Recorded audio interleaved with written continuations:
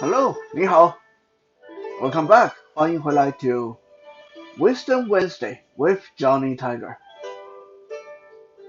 The date is September 23rd, 2020.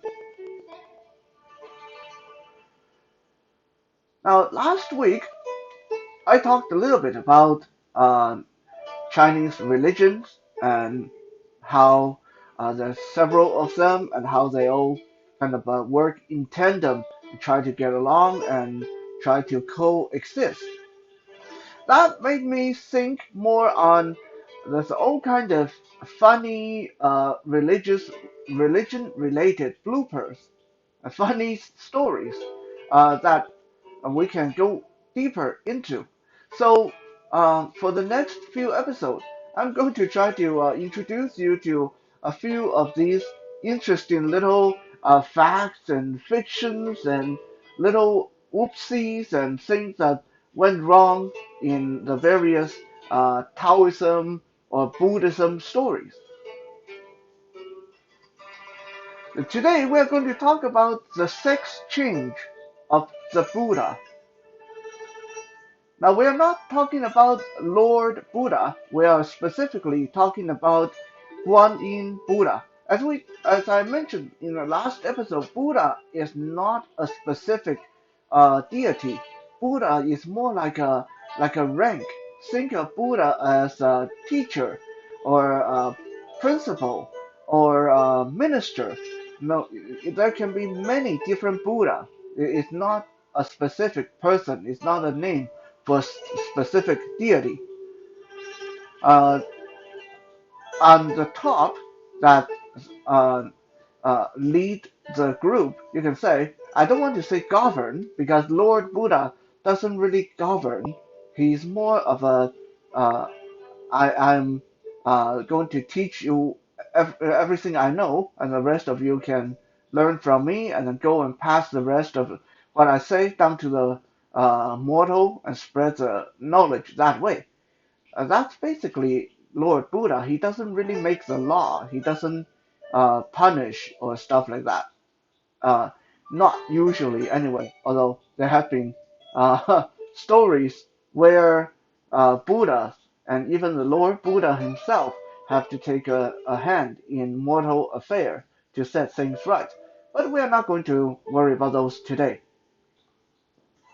Today we're going to talk about the Guanyin Buddha.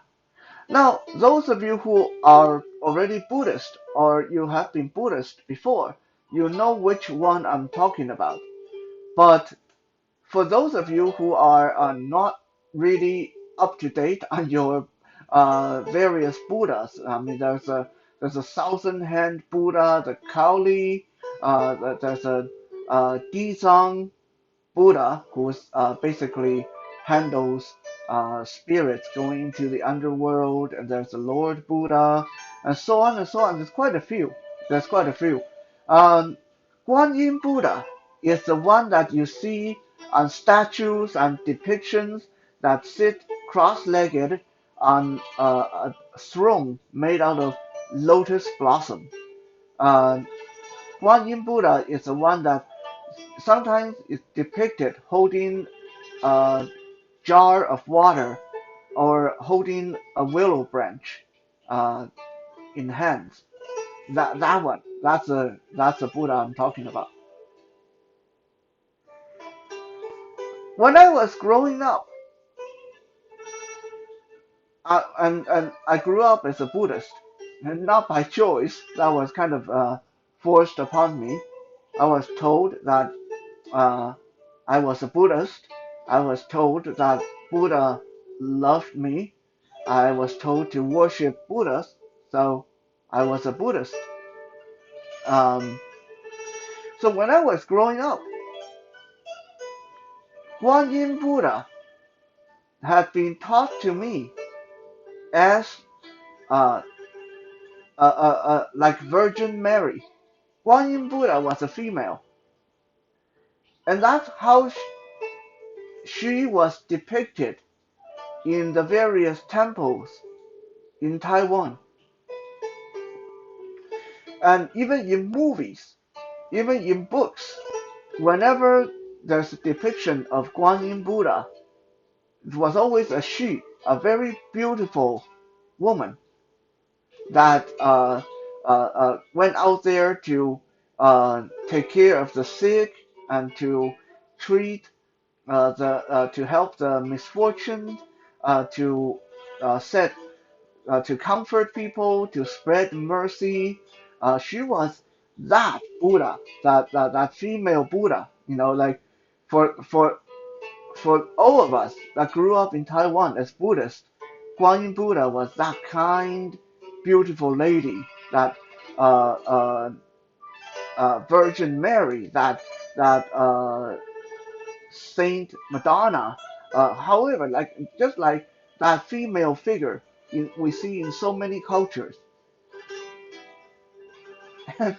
And then when I was a teenager, thank you. And then when I was a teenager, when relationship between China and Taiwan started to become more friendly, and they actually allow people to visit each other's countries, territories, land. I mean, yeah, there are still Chinese out there that say Taiwan is not a country, but we're not going to get into that. I'm Taiwanese. I say Taiwan, for now at least, is a country. Now, would Taiwan stay as a country much longer? We don't know that. But for now, I think Taiwan is a country. I believe it is. So we're going to go with that. So when I was a teenager, Taiwan and China started opening up their border to each other, and tourists were encouraged to go to China. Tourists were encouraged to go to Taiwan, and suddenly Suddenly, people that visited China were coming back to Taiwan, and they would tell a lot of funny stories about how stupid Chinese people were, how uneducated, and how backward. And one of these stories was, did you know that those Chinese people are so stupid that they make Guanyin Buddha male? And yes, initially, when I heard these stories, I would laugh along with these people. I would chuckle at, yeah, those Chinese people, what do they know? They're so stupid that they even got the gender of the Buddha, Guanyin Buddha, wrong. And then as I got a little bit older, I started to come to a realization that, hey, wait a second, that doesn't make sense. Because Buddhism started in India and then went to China and then got to Taiwan. So if it was in China first, how could they be the one that's in the wrong? Logically, that doesn't make sense. So I started to read more about Guanyin Buddha's history, and I found out that we were the one that got it wrong. It was a man all along. Now, if you uh, keep an open mind and you look at the statue of Guanyin Buddha, you will notice that other than the facial feature being a little bit more feminine, there's really no other features that would indicate that it's a female. Because it's wearing, like, Guanyin Buddha is wearing this really long, billowing robe, covers everything. So the only thing you can see is really the face, and even the hair is covered a lot of time by the turban. So there's really no indication that it's a female, other than people looking at the face and say, hey, is that a dude or is that a girl? Looks kind of feminine, must be a girl. On top of that, people that didn't grow up learning the history of Buddhism. They just learn it from uh, whatever outside forces bring it onto the island of Taiwan. They look at what Guanyin Buddha liked to do. Guanyin Buddha liked to treat the sick. So, okay, it's a nurse. And Guanyin Buddha liked to take care of children. So it's a motherly figure. So they figure that with a feminine face and a nursing and caregiving kind of a tendency, it's a woman. Very sexist, but that's where it all went wrong. So nowadays, most of the Guanyin Buddha temple in Taiwan has been corrected. A lot of them finally admit that they were wrong, and they start to depict Guanyin Buddha as a man. But there are still a lot of die-hard Taiwanese that will argue until they're blue in the face that no, Chinese people were the one that got it wrong, that Guanyin Buddha was a female.